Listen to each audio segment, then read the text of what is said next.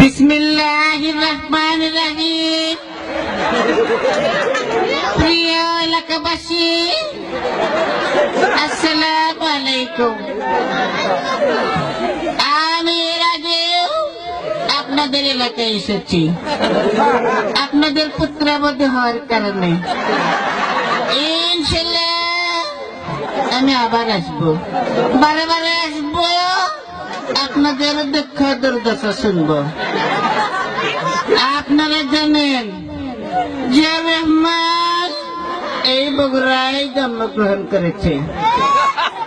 আমি বলতে চাই যে বগুড়ায় জিয়াউর রহমান জন্ম নিয়েছে, সেই বগুড়ায় আওয়ামী লীগের জায়গা হবে না, হবে না, হবে না। ইনশাআল্লাহ আন্দোলন করে এই আওয়ামী লীগকে বাংলাদেশ থেকে বের করে দেওয়া হবে।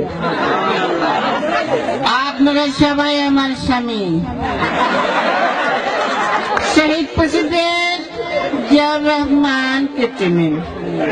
জিয়াউর রহমান আপনাদেরকে বাস দিয়েছিল ঘর বাড়ি করার জন্য।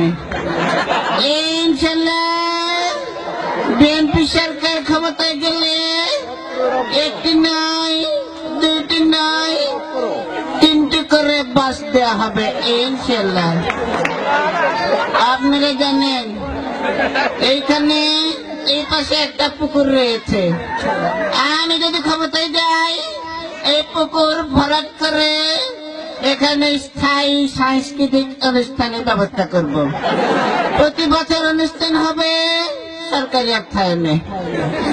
আপনারা গরু, আপনারা ছাগল, আপনারা ভেড়া পালন করে স্বাবলম্বী হবেন ইনশাআল্লাহ।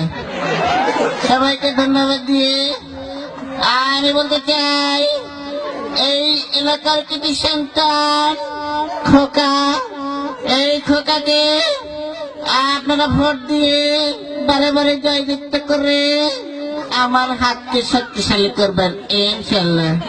সবাইকে ধন্যবাদ। শহীদ প্রেসিডেন্ট জিয়াউর রহমান জিন্দাবাদ। আসসালামু আলাইকুম।